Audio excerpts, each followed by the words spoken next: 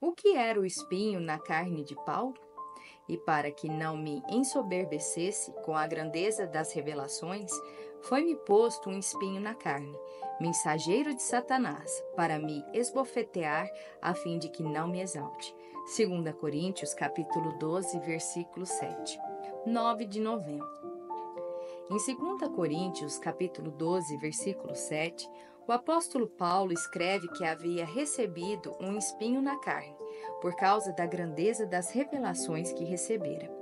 Hoje quero que nos aprofundemos nesse versículo para descobrir a identidade desse espinho na carne e de onde ele veio.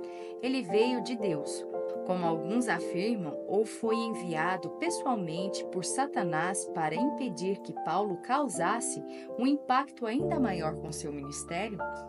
Comecemos buscando a resposta a essa pergunta, examinando cuidadosamente as palavras de Paulo em 2 Coríntios capítulo 12, versículo 7. Ele escreve: "E para que não me ensoberbecesse com a grandeza das revelações." A palavra ensoberbecer-se provém do grego uperairo, composto pelas palavras uper e airo. Uper significa sobre, acima e além. Descreve algo incomensurável e transmite a ideia de algo que é maior, superior, mais elevado, melhor, mais que suficiente, supremo, primordial ou acima de tudo. Poderia também descrever algo de primeira categoria, primeira classe, primeira linha, insuperável, inigualável e incomparável por qualquer pessoa ou coisa. A segunda parte da palavra operairo, exaltado acima da medida, significa elevar, levantar ou ser exaltado. Quando essas duas palavras gregas são compostas para formar a palavra operairo, fala de uma pessoa que foi supremamente exaltada. Essa é uma pessoa que foi magnificada, avultada e elevada a um lugar de grande prestígio e influência. Embora operairo pudesse ser usada para expressar a ideia de uma pessoa que se exaltou soberbamente, não é essa a ideia que Paulo tem em mente ao escrever esse versículo. Em vez disso, trata-se de uma pessoa que foi muito honrada e reconhecida por causa de algo que escreveu, fez ou realizou. Perceba que Paulo se refere à grandeza das revelações que Deus lhe havia ofertado. A palavra grandeza provém do grego uperbalo, composta pela palavra uper, recém-descrita, e a palavra balo, que significa arremessar ou lançar. No entanto, quando essas duas palavras são compostas para formar uperbalo, elas descrevem algo fenomenal, extraordinário, inigualável ou incomparável. Trata-se da imagem de um arqueiro que aponta para o centro do alvo. Porém, quando ele solta a corda e atira a flecha, observa voar muito acima do topo do alvo. Agora, Paulo usa essa palavra para explicar que as revelações que havia recebido não eram apenas incomparáveis em qualidade, mas o vasto número delas estava muito além do que qualquer outra pessoa jamais recebera. A palavra revelações provém da palavra grega apocalipsis. Refere-se a algo que foi velado ou oculto durante um longo tempo e então, de repente, quase instantaneamente, se torna claro e visível a olho nu. É como abrir as cortinas para poder ver o que sempre esteve do lado de fora da janela. A cena sempre esteve lá para você desfrutar, mas as cortinas bloqueavam sua capacidade de ver a imagem real. No entanto, quando as cortinas são abertas, repentinamente você pode ver o que estava escondido de sua visão. O momento em que você vê além da cortina pela primeira vez e observa o que esteve lá o tempo todo, mas não era evidente para você. Isso é o que a Bíblia denomina revelação. A partir das palavras de Paulo em 2 Coríntios capítulo 12, versículo 7, sabemos que a cortina havia sido aberta e Paulo havia vislumbrado o reino espiritual em muitas ocasiões. Ele tivera uma grandeza dessas experiências. Era essa grandeza das revelações o que Paulo estava pregando enquanto atravessava as regiões ao redor do mar Mediterrâneo. Onde quer que fosse, ele pregava o que lhe havia sido divinamente revelado. Enquanto pregava, seu poder, autoridade e fama cresciam cada vez mais. À medida que sua autoridade crescia, também aumentava sua capacidade de impactar o mundo com o Evangelho de Jesus Cristo. Por causa dessas revelações e de sua ousadia de pregá-las, Paulo estava inquestionavelmente se tornando um dos homens mais influentes de sua época. Agora, Paulo nos faz saber que Satanás ficou alarmado com o grande progresso que o apóstolo estava fazendo com o Evangelho. Portanto, o inimigo lançou um ataque em grande escala para impedir aquele progresso. Satanás não queria que Paulo fosse mais reconhecido ou engrandecido do que já era. Em vez disso, o diabo queria derrubar aquele homem de Deus, arruiná-lo, destruí-lo e desacreditar a mensagem que ele pregava. Por não haver em Paulo falha moral que Satanás pudesse usar para destruí-lo, ele lhe infligiu um espinho na carne. A palavra espinho provém do grego skolopes, usada para descrever um instrumento ou uma ferramenta pontiaguda, perigosamente afiado. Entretanto, essa palavra era também usada para descrever a estaca na qual a cabeça de um inimigo era presa após ser decapitada. A palavra skolopes dá a impressão de que esse espinho era intensamente doloroso. Alguns sugeriram que as palavras na carne se referem a uma doença física, mas isso não é afirmado por passagem alguma do Novo Testamento e deve ser tomado como uma suposição sem fundamento. A imaginação de algumas pessoas foi muito longe, a ponto de afirmar que Paulo sofria de malária, epilepsia, doença ocular, pés tortos ou deformidade da coluna vertebral. Não há nenhuma passagem do Novo Testamento que sustente tais especulações. Uma coisa, porém, é clara: Satanás queria a cabeça de Paulo em uma estaca. Ele queria eliminar esse homem de Deus e eliminá-lo totalmente de cena. Em vez de se referirem a uma doença, é mais provável que as palavras na carne descrevam um tipo de evento que era uma fonte constante de irritação para o apóstolo Paulo. Esse evento lhe causava angústia pessoal e continuava ocorrendo repetidas vezes. Por essa razão, ele se referiu a ele como um espinho na carne. Alguns argumentam que Deus enviou esse espinho na carne para impedir que Paulo ficasse orgulhoso de suas muitas revelações.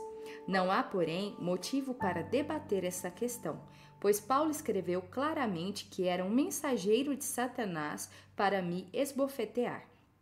A palavra mensageiro provém da palavra grega angelos, que pode descrever um anjo, alguém enviado em missão especial ou um mensageiro enviado para cumprir uma tarefa específica.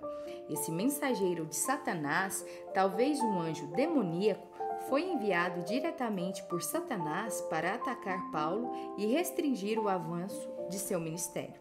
Certamente, esse espinho na carne não veio de Deus. Caso contrário, Paulo o teria chamado mensageiro de Deus. O próprio Paulo afirma claramente que esse espinho na carne lhe foi dado por um mensageiro de Satanás, uma força especial que havia sido despachada para impedir Paulo de obter influência e prestígio adicionais e de levar o evangelho cada vez mais ao cenário mundial.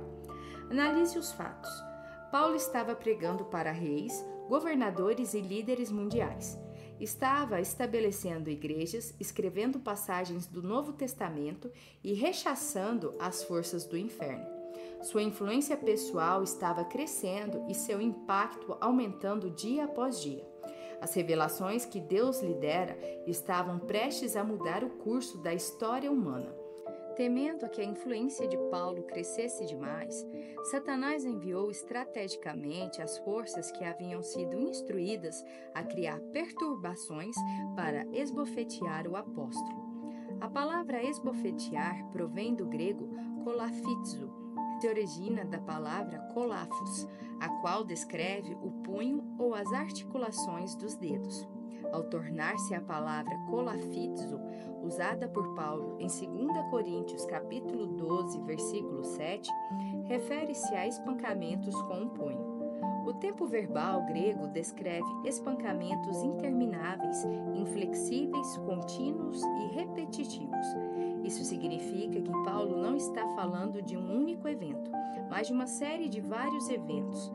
Essa palavra, colafitzo, esbofetear, nos dá a nossa maior percepção sobre o espinho na carne sobre o qual Paulo está escrevendo nesse versículo. Conforme observado anteriormente, ver 17 a 30 de outubro, Paulo sofreu muitas aflições durante seu ministério. Muitas das aflições enfrentadas por ele foram por causa dos líderes religiosos que se lhe opuseram tão ferozmente. Esses líderes religiosos incluíam judeus que odiavam Paulo e sua mensagem. Incluíam também falsos irmãos que estavam constantemente tentando retirar sua posição de autoridade nas igrejas locais. Paulo sofreu resistência fora da igreja, por líderes da fé judaica que o odiavam.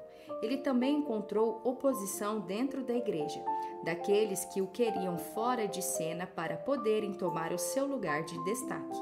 Assim, o maior espinho na vida de Paulo era o fato de ele ter de lidar com esses diferentes grupos de pessoas que, secretamente, planejavam os problemas e dificuldades que ele enfrentava frequentemente no ministério.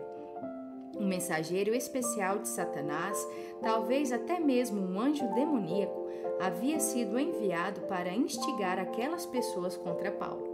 Se você pesquisar os tipos de provações sofridas por Paulo, verá que muitas delas foram orquestradas pelas pessoas que queriam se livrar dele. Elas estavam tão cheias de ódio contra Paulo que queriam ver sua cabeça em uma estaca. Aquelas pessoas eram a principal fonte dos problemas e distrações enfrentados por Paulo em sua vida e ministério. Um tipo de ataque sofrido por Paulo nas mãos de seus oponentes foram muitos espancamentos físicos, o que explica seu uso da palavra colafitzo, esbofetear, nesse versículo.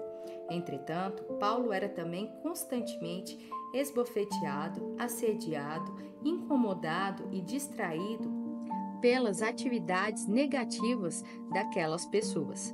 Como resultado, ele ficou impedido de se concentrar no que Deus o havia chamado a fazer em função da grande quantidade de tempo que ele tinha de gastar defendendo seu apostolado e respondendo às acusações dos que estavam levantando problemas contra ele. Aqueles oponentes eram realmente um espinho na carne para Paulo. Seus atos eram uma irritação constante com a qual ele tinha de lidar quase diariamente. À luz dessas palavras gregas, considere essa nova interpretação das palavras de Paulo em 2 Coríntios capítulo 12, versículo 7.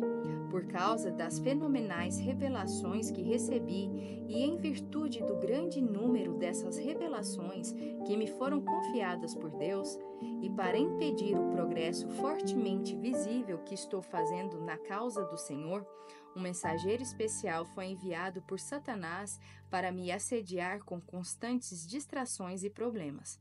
Não há dúvida quanto a isso. Aqueles a quem Satanás instigou contra mim querem minha cabeça em uma estaca. Satanás está usando essas pessoas para me esbofetear constantemente e me distrair na tentativa de me impedir de atingir um nível mais elevado de visibilidade e reconhecimento e para me desviar de pregar as minhas revelações. Veja, o espinho na carne de Paulo não era doença, epilepsia ou qualquer outra enfermidade física. Tratava-se das pessoas que se opunham e o irritavam, causando-lhe problemas continuamente. O diabo usava aquelas pessoas repetidamente, tentando manter Paulo tão distraído, resolvendo problemas de pessoas que não conseguiria fazer qualquer avanço pessoal ou evangélico mais importante. E você, amigo? O que pretende fazer com os espinhos que o diabo está usando para roubar a sua alegria e desviá-lo de sua missão? Como como você pretende reagir a essa perturbação permanente?